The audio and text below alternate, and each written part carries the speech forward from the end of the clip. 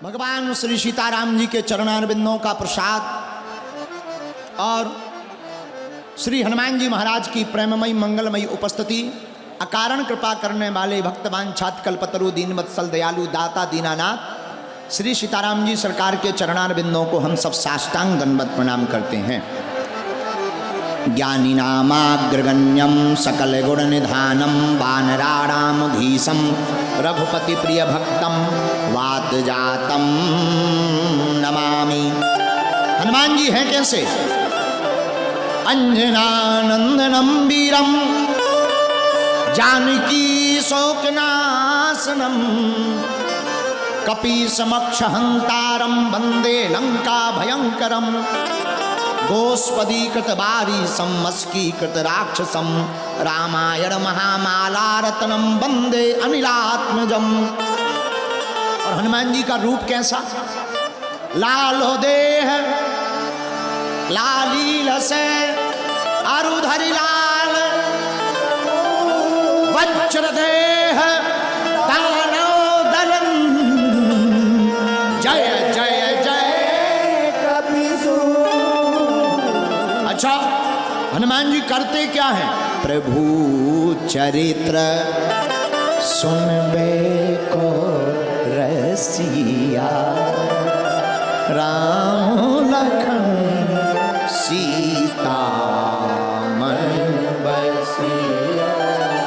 श्री राम जय राम जय जय राम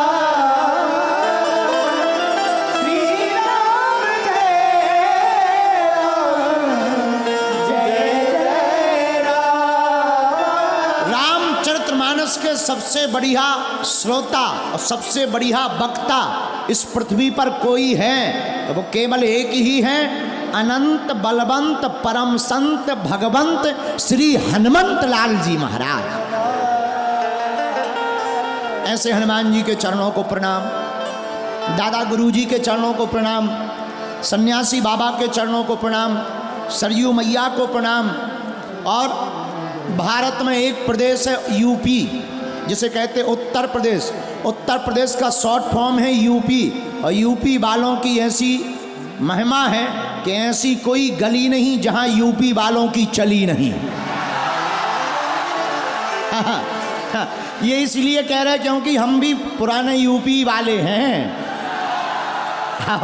अब हमारे पूर्वज 7-8 पीढ़ी पहले मामखोर के ही हैं, बगल में ही है 10 किलोमीटर, तो अपन भी यूपी वाले ही हैं भैया। धन्य है उत्तर प्रदेश। उत्तर प्रदेश ऐसा प्रदेश जहां काशी मतलब ज्ञानवापी अपना, अयोध्या रामलला अपने हो ही गए, मथुरा धन्य है यूपी वाले, उते भी अपनों ही होने। ये सब यूपी में ही जलवे हैं। तो भारत में एक प्रदेश उत्तर प्रदेश, उत्तर प्रदेश सबसे बड़ा यहाँ भारत का अद्भुत प्रदेश है, जहां एक जिला है गोरखपुर।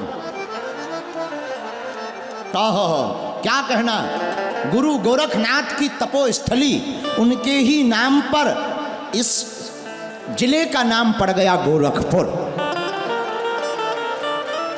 और गोरखपुर के गुरु गोरखनाथ जी की महिमा आहा हा क्या कहना, सर्वत्र व्याप्त है। ऐसे भगवान श्री गुरु गोरखनाथ जी के चरणों को प्रणाम, सब संतों को प्रणाम। आज हमारे भाग्य हैं कथा मंच पर व्यासपीठ के बगल में दक्षिण भाग में, दिखने में तो साधु हैं पर महात्माओं के सिपाही हैं।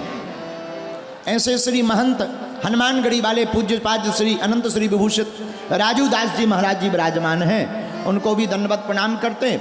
आप तीनों पंडालों में जितने भरे सामने खड़े, कुछ लोग टेंटों पे खड़े, कुछ लोग टैंकरों पर, कुछ लोग इतने बगल में बैरिकेटिंग तोड़ रहे, हम लोगों के नाक में दम करें।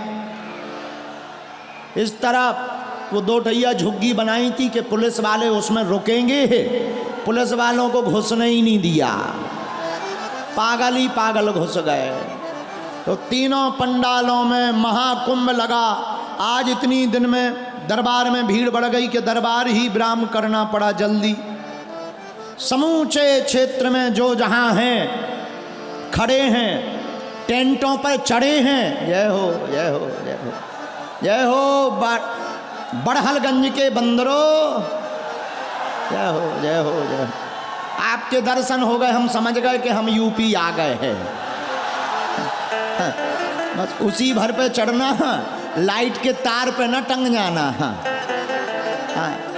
तो धन्य है, कुछ लोग खड़े हैं, कुछ लोग टेंट पर चढ़े हैं, कुछ लोग आगे बैठने के लिए लड़े हैं, कुछ लोग पीछे अड़े हैं, फिर भी बागेश्वर बालाजी के दरबार में पड़े हैं।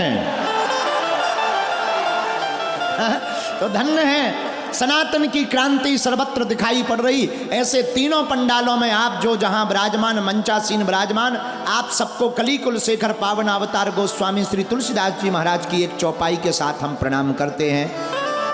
सिया राम मैं सब जग जानी, भैया करहूं प्रणाम, जोगी जोग पानी। श्री राम जय राम जय जय राम। बोलो बोलो बोलो, श्री राम जय राम जय जय राम। साधु जी, आज कथा का दूसरा दिन है। कौन सा दिन है? दूसरा दिन है। कल कथा का तीसरा दिन है और कल हम फिर रुड़ जाएंगे। लेकिन कथा किस पर चल रही है आपको याद है? राम राज्य पर कथा चल रही है। किस पर? राम राज्य पर। और हमने कल ही आपको कहा था कि एक चौपाई पर 3 दिन तक हम आपको कथा सुनाएंगे। वो चौपाई कौन सी है? रामचरितमानस के उत्तरकांड की 20वें नंबर दोहा की प्रथम चौपाई है। चौपाई बड़ी प्यारी। दैहिक देवी के भौतिक तापा,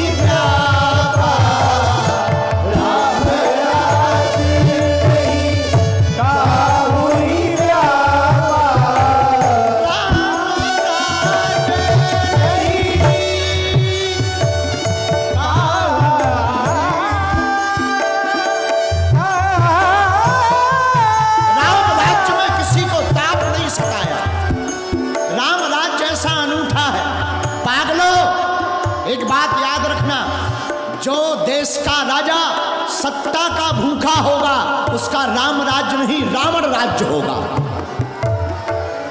और जिस देश का राजा सत्ता का नहीं सेवा करने का भूखा होगा उसी देश में राम राज्य होगा। याद रखना, जिस देश का राजा प्रजा को परमात्मा माने वही राम राज्य हो सकता है। राम राज्य नहीं काहुई व्यापा, राम राज्य नहीं काहुई व्यापा, राम राज्य नहीं काहुई व्यापा, राम राज्य नहीं काहुई व्यापा, राम राज्य नहीं काहुई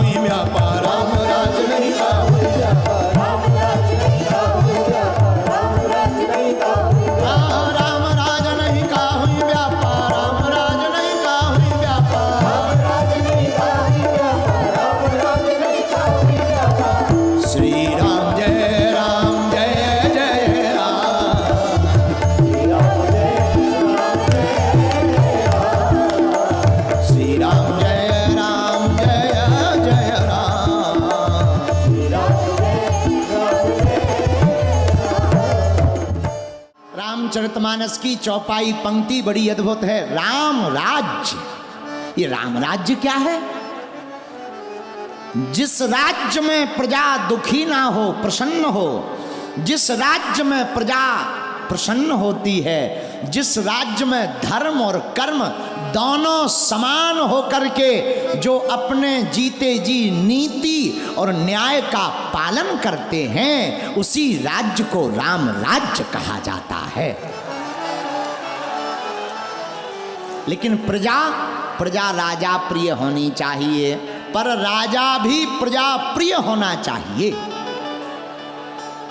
राजा प्रजा को परमात्मा की दृष्टि से देखे और प्रजा राजा को महात्मा की दृष्टि से देखे, यही राम राज्य है। आज दूसरे दिन की कथा में एक बड़ी अद्भुत बात है। आज हम आपको बताएं, आज भक्तमाल के भाष्यकार अनंत श्री विभूषित गोलोक साकेतवासी, जिन्होंने भक्तमाल के भाष्य को करके करोड़ों लोगों को भक्त और भक्ति से जोड़ा, ऐसे परम पूज्य अनंत श्री विभूषित श्री गणेश दास भक्तमाली जी महाराज का प्रकट दिवस महोत्सव है। एक बात बोले, गुरु, जिसके जीवन में गुरु आता है उसी का जीवन शुरू हो जाता है। हाँ, जिसके जीवन में गुरु आता है उसी का जीवन शुरू हो जाता। कई लोगों का शुरू ही नहीं होता है क्योंकि कोई गुरु ही नहीं होता है। हाँ, जो अपने आप को गुरु माने वो बड़ा निकम्मा आदमी। आत्मा परमात्मा हो सकती, गुरु नहीं। राम जी भी पृथ्वी पर आए तो उन्होंने भी गुरु जी को स्वीकार किया। गुरु की महिमा बड़ी बलवान। राजा भी धर्म दंड के अंतर्गत नीति करे, राज्य करे, तभी राजा सुरक्षित रह सकता। राजा को अपना राज्य सुरक्षित रखना है तो धर्म दंड के अंतर्गत राज्य करे, तब राजा का धर्म सुरक्षित रहेगा, राजा सुरक्षित रहेगा। और जो राजा धर्म दंड की जगह उदंड हो जाएगा, वो राजा प्रजा का भी विनाश करेगा और अपना भी विनाश करवाएगा। इसलिए राजा को धर्म दंड के अंतर्गत जीवन जीना चाहिए। शिष्य को गुरु के आधार पर जीवन जीना चाहिए। पुत्र को पिता के आधार पर जीवन जीना चाहिए। पत्नी को पति के आधार पर जीवन जीना चाहिए। और मित्र को, सखा को अपने मित्र के अनुसार जीवन जीना चाहिए। और सेवक को स्वामी के अनुसार जीवन जीना चाहिए। लेकिन भक्त को भगवान के अनुसार जीवन जीना चाहिए।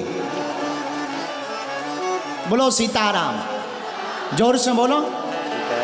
देखो, गुरु में बहुत ताकत होती है। हमको गोरखनाथ भगवान की एक कथा याद आ गई, गुरु कृपा की, तो हम आपको सुना देते हैं। गुरुदेव भगवान बड़े दयालु होते हैं। जिसके जीवन में गुरु होता है वो बड़ा होता है। क्यों? गुरु विषमता में समता निकाल देते। गुरु विष को हटा करके अमृत पिलाने का काम करते हैं। श्री गोरखनाथ जी के गुरुदेव है श्री मत्स्येंद्रनाथ जी महाराज। कौन हुए? मत्स्येंद्रनाथ जी महाराज, गुरु गोरखनाथ जी के गुरु। जब गोरखनाथ जी का अवतार नहीं हुआ था तो उनके गुरु श्री मत्स्येंद्रनाथ, जो गोरख पीठ है गोरखपुर में, उन गोरखनाथ के गुरुजी का नाम है श्री मत्स्येंद्रनाथ जी। तो वो एक बार चले जा रहे थे रास्ते में चलते चलते श्री मत्स्येंद्रनाथ जी महाराज गोदावरी के किनारे एक जगह है चंद्रगिरी पहुंच गए। वहां पर एक सरस्वती नाम की महिला थी। तो श्री मत्स्येंद्रनाथ जी ने कहा, भिक्षाम देही, भिक्षा दो। तो उसने रोते हुए कहा, महाराज पुण्य उन्न करने से कुछ होता नहीं है, धर्म कर्म किसी काम के नहीं है। तो श्री मत्स्येंद्रनाथ जी बोले, क्यों, ऐसा क्यों कह रही? बोले, महाराज 12 साल से पुण्य कर रहे, एक भी बेटा नहीं है, निसंतान दंपति हैं हम, संतान नहीं है। श्री मत्स्येंद्रनाथ जी साक्षात स्वरूप हैं शंकर के। उन्होंने अपनी झोली से एक चुटकी भभूति निकाली और दे दी कि जाओ इसे तुम ग्रहण कर लो, जाओ तुम्हारे घर पर बेटा होगा, और चले गए। उस स्त्री ने विचार किया कि कहीं भभूति खाने से बेटा होते हैं, बेफिजूली की बातें हैं, कहीं वशीकरण ना हो जाए, दिमाग खराब ना हो जाए, पागल ना हो जाए, कौन महात्माओं के चक्करों में पड़े हैं। प्रायः महात्माओं पे पहले से ही कम भरोसा है, पर महात्मा तो महात्मा होते हैं। देखो भैया, जिन्हें परमात्मा तक जाना है उन्हें महात्मा के आचरण को पकड़ना पड़ेगा। महात्मा तो चले गए श्री मत्स्येंद्रनाथ जी। उस औरत ने वह विभूति ली, गोबर का पिंडा पीछे पड़ा था जहां गोबर डालती थी, वहीं पर जाकर के डाल दी। 12 साल हो गए। 12 वर्ष बाद घूमते फिरते जब श्री मत्स्येंद्रनाथ उसी गांव में फिर आए, चंद्रगिरी क्षेत्र में, सरस्वती नाम की जो स्त्री थी उसके घर के बाहर आवाज लगाई, भिक्षाम देही। तो वो माता जी फिर आ गई। महात्मा ने पूछा श्री मत्स्येंद्रनाथ जी ने, क्या हुआ, बेटा हो गया? अब तो बड़ा हो गया होगा, 12 साल का हो गया होगा। सोई हाथ जोड़कर बोली, महाराज 12 महीने का नहीं हुआ ही नहीं है। 12 साल का क्या खाक होगा, कोई बेटा बेटा नहीं हुआ है। महात्मा श्री मत्स्येंद्रनाथ जी बोले, हमने जो भस्म दी थी उसका क्या किया? महाराज वो तो भूल गए, हमने पीछे डाल दी। अच्छा, कहाँ डाली, हमें दिखाओ। क्या करोगे महाराज? अरे हमारी विभूति विफल नहीं हो सकती है, जरूर बालक होगा। अरे महाराज वो तो गोबर में डली है, कंडों में, वहां नहीं है। महात्मा बोले, हमें दिखाओ जहां डाली है। और फिर क्या, जैसे ही जाकर श्री मत्स्येंद्रनाथ ने देखा, एक गाय वहीं पर खड़ी है और अपने आप दूध की धार उसके थनों से बह रही है। तुरंत श्री मत्स्येंद्रनाथ जी समझ गए और तुरंत चिघाड़ करके बोले, हे गोरखनाथ! और देखते ही देखते 12 साल का बालक गोबर के बीच से प्रकट हो गया। वही गुरु गोरखनाथ बनकर के प्रकट हो गए। वही गुरु गोरखनाथ बने और भगवान गुरु गोरखनाथ का प्रादुर्भाव हो गया। वही गुरु गोरखनाथ ने तपस्या गोरखपुर में की, इसलिए उत्तर प्रदेश के इस जिले को उनके ही नाम पर, गुरु गोरखनाथ के नाम पर गोरखपुर नाम से जाना जाता है। मेरे पागलों, याद रखना, जिसका गुरु बलवान होता है चेला पहलवान होता है। कौन पहलवान होता है, जरा बोलिए हो भैया, कौन पहलवान होता है? चेला। जिसका गुरु बलवान होता है उसका चेला। इसीलिए गुरुमुखी हो जाओ, गुरु के चरणों से जुड़ जाओ। राम राज्य का मतलब यही, राम जी ने अवतार लिया, अवतार लेते ही वो पूर्ण परब्रह्म परमात्मा है, फिर भी गुरुदेव को मानते हैं, गुरु जी को मानते, गुरु जी के चरणों में ध्यान करते। और हम लोग गधा की सुन लेंगे, गुरु की नहीं सुनेंगे। हम लोग गधा की मान लेते हैं, गुरु की नहीं मानते। हाँ, पूछो कैसे? एक बार एक घटना घटी है, यहीं बड़हलगंज के 4 लोग हमारे पास गए बागेश्वर धाम, गुरु पूर्णिमा पे रहे होंगे। चंगीलाल, मंगीलाल, टिल्लू गुरु और फोकटलाल, ये चारों चेला गए। चंगीलाल, मंगीलाल, टिल्लू गुरु, फोकटलाल, चारों लोग बड़हलगंज के हमारे पास गए। गुरुजी प्रणाम। हमने कहा चेला कल्याण हो तुम्हारा, और सुनाओ। गुरुजी आपकी कृपा है। हमने कहा चेला शाम हो गई, रात को कहाँ जाओगे, यहीं रुक जाओ। नहीं नहीं गुरुजी हमें बहुत काम है, दूर जाना है, हमें वापस जाना, वापस जाना। अरे हमने कही रुक जाओ, सुबह चले जाना, क्या बिगड़ जाए। नहीं नहीं गुरुजी, I am very very sorry, हमें जाना है। हम कहा भाड़ में जाओ, ठटरी बराओ, जाओ। आशीर्वाद दिया, विभूति दी, हमने प्रसाद दिया।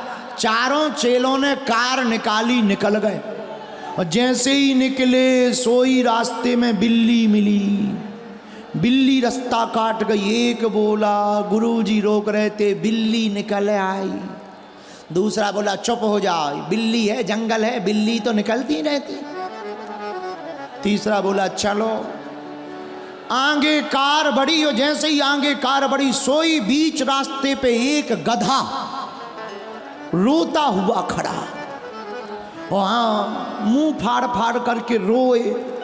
चारों ने कार रोकी कि बताओ गधा रो रहा है। एक बोला हमें तो डर लग रहा है। दूसरा बोला कैसा डर, आज तक हमने गधा को रोते नहीं देखा, बहुत ज्यादा गड़बड़ है। तीसरा बोला मानो गधा कह रहा हो कि मत जाओ वरना मर जाओगे, घर वाले रोएंगे। चौथा बोला वापस चलो। रात को हमारे दरवाजे खटखटाए बड़हलगंज के चारों लोगों ने, चंगीलाल, मंगीलाल, टिल्लू गुरु, फोकटलाल। हमने दरवाजे खोले, हमने कहा और बताओ इतनी रात को वापस कैसे? बोले गुरुजी ने हम लौट आए। हमने कहा नहीं नहीं क्यों लौट आए? बोले गुरुजी गधा रो रहा था इसलिए लौट आए। हमने कहा तुम्हारी ठटरी बरे। तो चारों बोले क्यों? हमने कहा गुरु की मानी नहीं, गधा की सुन ली तुमने हैं? गुरु सुनाते रहे तो गुरु की सुनी नहीं, गधा की सुन ली। ऐसे पृथ्वी पर लोग हैं, गुरु की सुनते नहीं है, गधा की सुन लेते हैं। लेकिन हम एक बात तुम्हें कहना चाहते, जो गुरुमुखी होगा, जिसका माथा गुरु के चरणों में होगा, उसे लाखों संकट आ जावे पर वो संकट को भी चीरता हुआ संकट मुक्त हो जाएगा। राम राज्य में हुआ क्या? राम राज्य में यही हुआ जब श्री राम जी महाराज, श्री राम जी महाराज राजा बने और राजा बनने के लिए सिंहासन पर बैठाया गया। और जैसे ही सिंहासन पर बैठाया, सोई पहला तिलक किसने किया? राम जी का प्रथम तिलक गुरुदेव भगवान ने किया। प्रथम तिलक वशिष्ठ कहे कीन्हा, पहला तिलक राम राजा के रूप में भैया किसने किया? गुरुदेव भगवान ने किया। इसका अर्थ क्या है? जीवन में जिसका जीवन का क्षण गुरु कृपा से प्रारंभ होता है, उसी राजा का राज्य राम की तरह होता है। क्यों? राम जी जब राजा बने आतताई रावण का वध करके, तो प्रथम तिलक वशिष्ठ मुनि कीन्हा।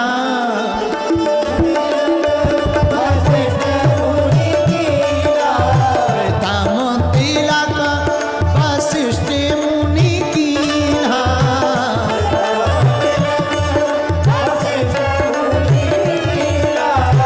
मुनि सब विप्रन आयुष दीन्हा।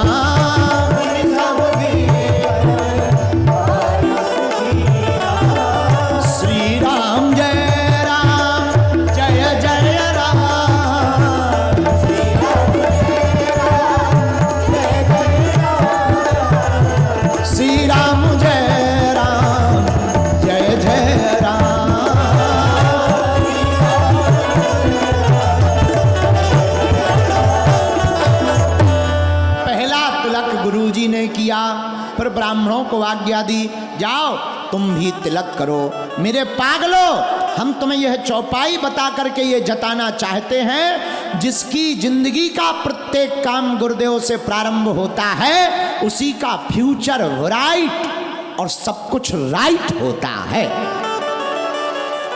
देखो ऐसे समझो, चेला रहता टेंशन में, गुरुजी रहते अटेंशन में।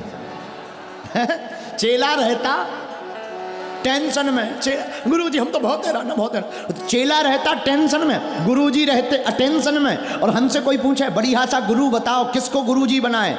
जय जय जय हनुमान कृपा करऊं।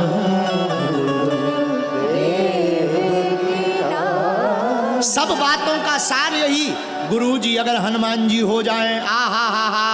राम जी भी राम राजा बने तो गुरु के बिना नहीं बने। हम लोग भी अपनी जिंदगी के राजा बिना गुरु के बनने वाले नहीं हैं। तो हम लोगों को भी क्या करना पड़ेगा? लेकिन हम लोगों की एक गलती है, पूछो क्या? गुरु जी को तो मानते हैं, गुरु जी की नहीं मानते। आओ आओ, गुरु जी को तो मानते हैं लेकिन गुरु जी की नहीं मानते। और जो गुरु जी को ना माने, गुरु जी की माने, वही श्रेष्ठ चेला कहलाता है। गुरु जी को भी मानो, गुरु जी की भी मानो। अब राम राजा हो गए, आहा हा, सब जगह आनंद है। क्यों? सब नर करहीं परस्पर प्रीति, चलहीं स्वधर्म निरत श्रुति नीति। सब में प्रेम है राम राज्य में। देखो, राम राज्य का मतलब ही है जो सबको जोड़ के रखे।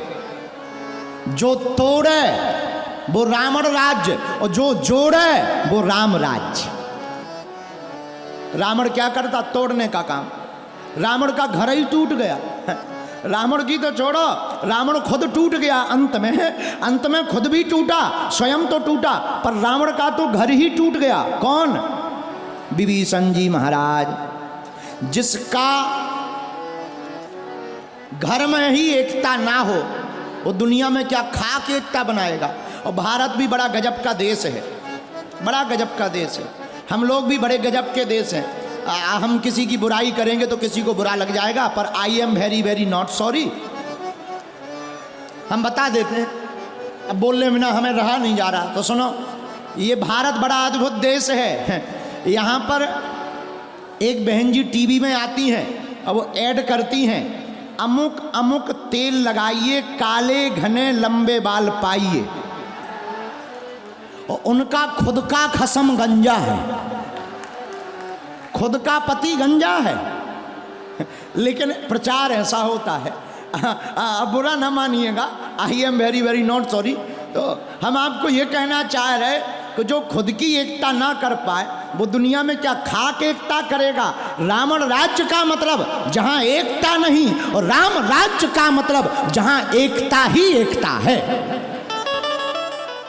तो रामायण में कहते हैं गोस्वामी जी, सब नर करहीं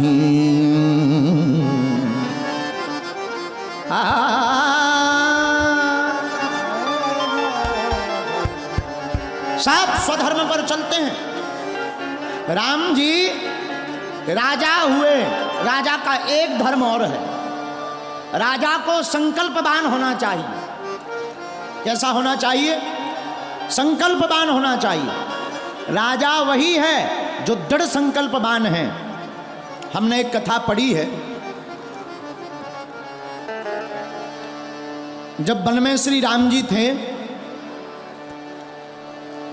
तो श्री जानकी जी ने कहा, बहुत कष्ट पा लिया, अब आप एक काम करो, धनुष को त्याग दो। तब श्री राम जी ने बड़ी अद्भुत बात कही, सुनो सीता, हम लक्ष्मण को त्याग देंगे, यहां तक कि तुमको त्याग देंगे, परिवार को त्याग देंगे, पर हे जानकी, हमने संकल्प लिया है कि पृथ्वी पर हम संतों के विरोधियों को नहीं रहने देंगे, पृथ्वी पर निशाचरों से हम हीन कर देंगे, हम धनुष को और अपने संकल्प को नहीं त्याग सकते हैं।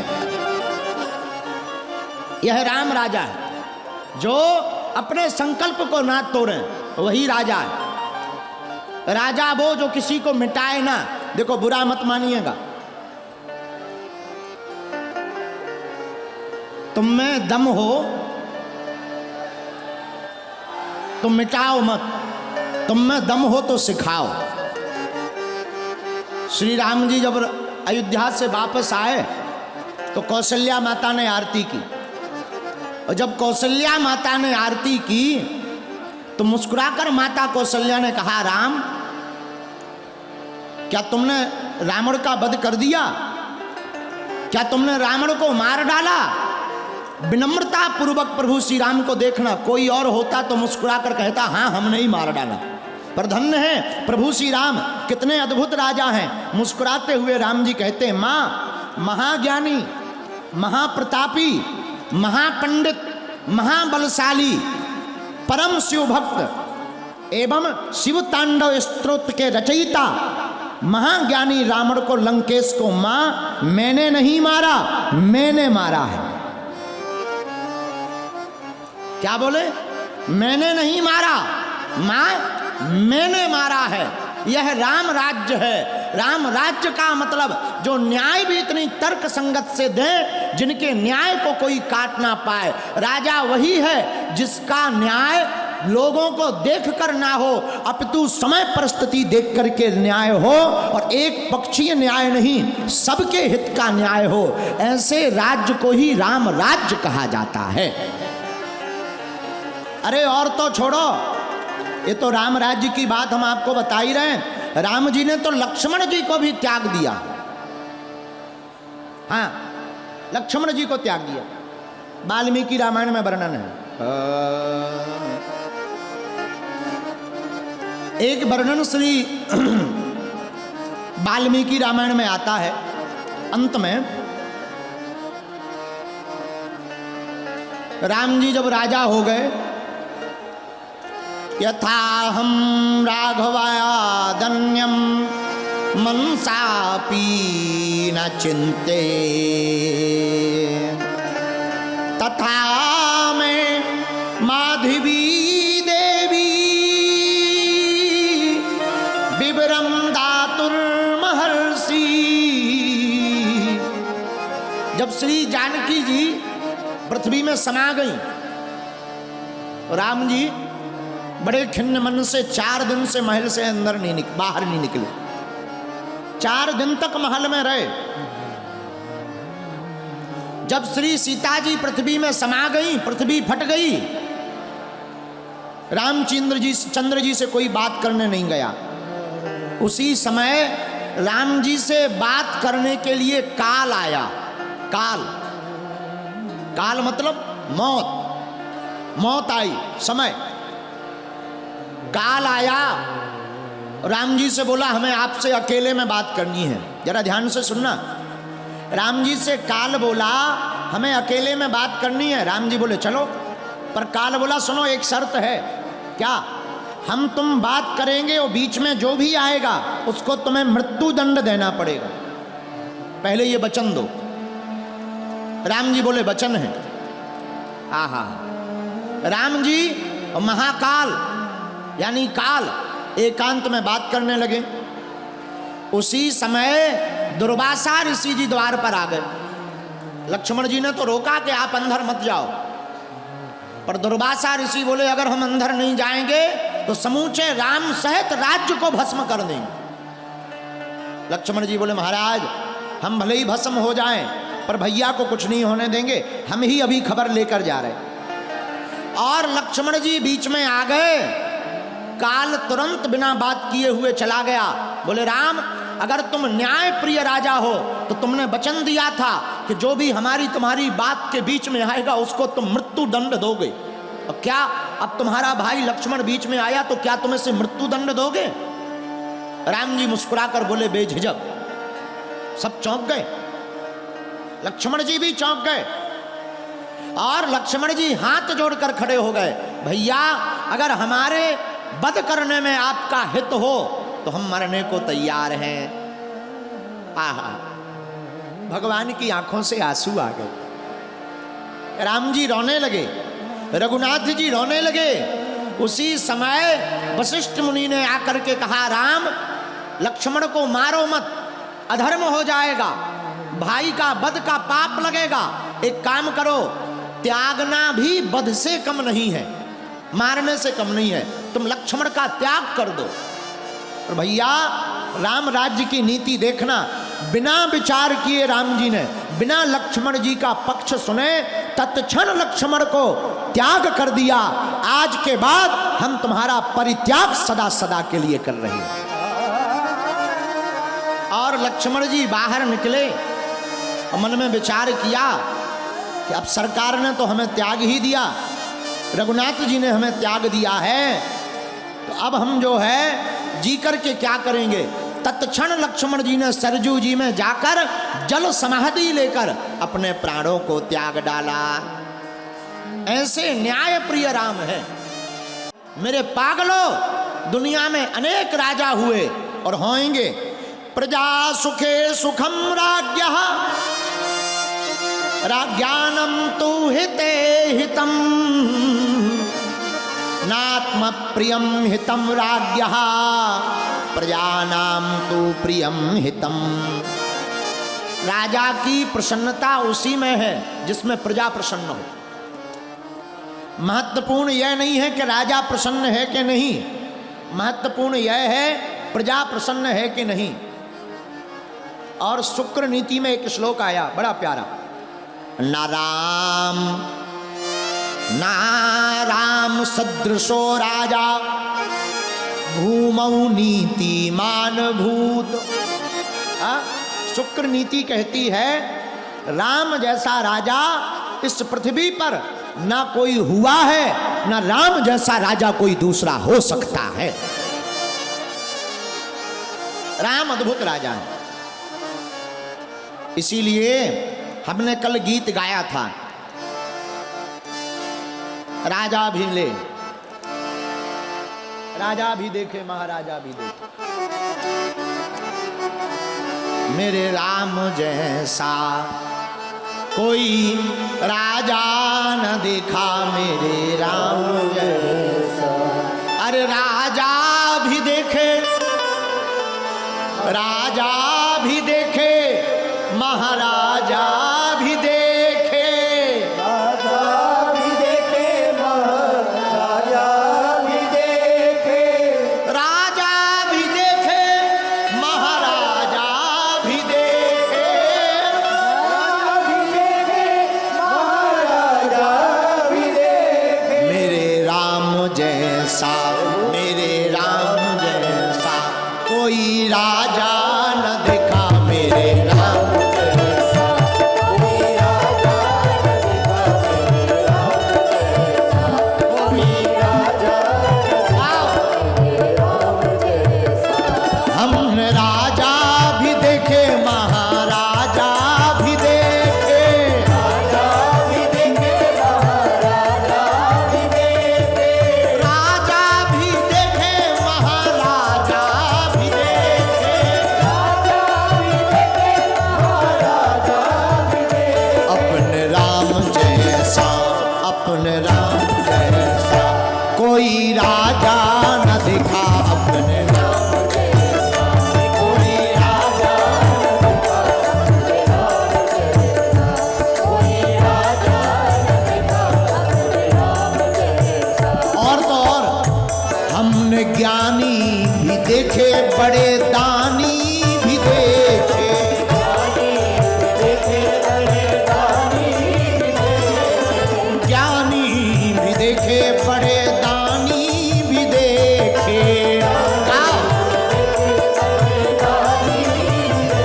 अपने राम जैसा, अपने राम जैसा कोई दानी न देखा,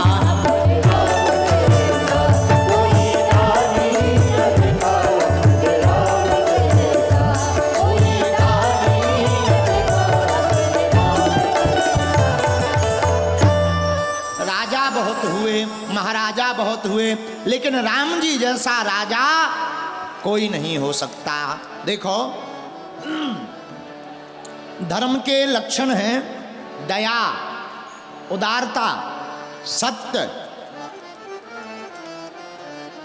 जो दयावान है, उदारता से भरा है, सत्य बोलता है, जो अपने आप को सर्वहित के लिए, परहित धर्म सहस नहीं भाई, पर पीड़ा सम नहीं माधमाई, जो दुनिया के हित के लिए अपने आप का दान कर देता।